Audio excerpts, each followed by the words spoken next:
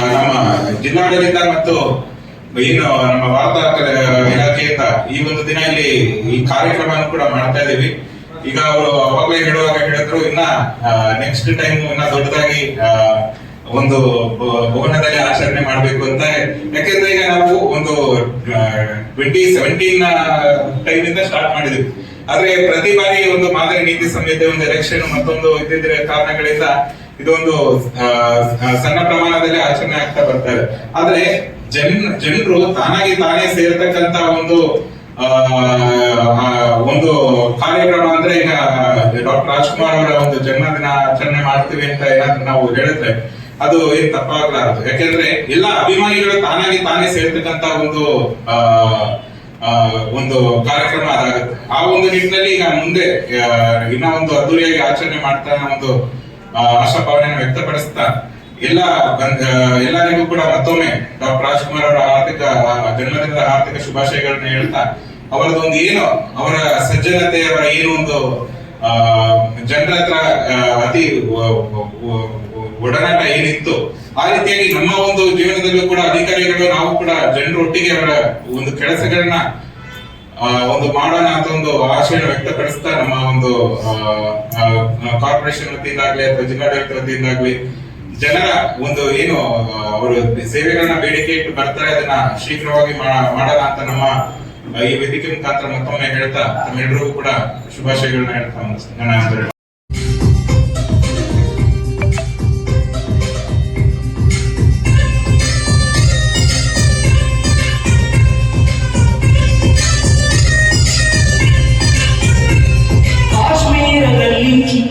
ಬೇಲೂರ ಬಾರಿ, ಕೈಲಾಸದಲ್ಲಿ ಮೈಸೂರ ಬಲ್ಲಿ,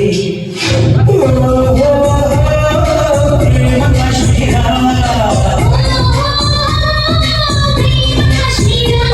ಕಾಶ್ಮೀರದಲ್ಲಿ ಬೇಲೂರ ಬಾರಿ,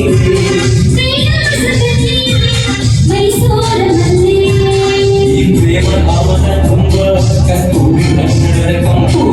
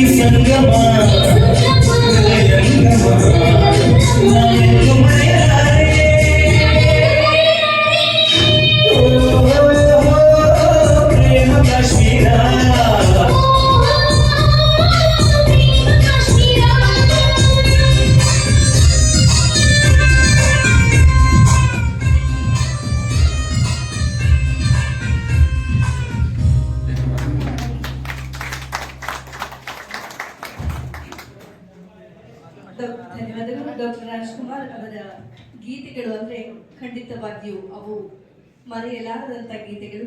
ಈ ಗೀತೆಗಳಿಗೆ ಮತ್ತೊಮ್ಮೆ ಧ್ವನಿಯಾದಂತಹ ಮುತ್ತುರಾಜ್ ಮತ್ತು ನಾಗವೇಣಿ ಅವರಿಗೆ ಧನ್ಯವಾದಗಳನ್ನ ಸಮರ್ಪಿಸ್ತಾ ಇದೀಗ ಬೆಳಗಾವಿ ಮಹಾನಗರ ಪಾಲಿಕೆ ಮಾನ್ಯ ಆಯುಕ್ತರು ಕಾರ್ತಿಕ್ ಸರ್ ಇವರು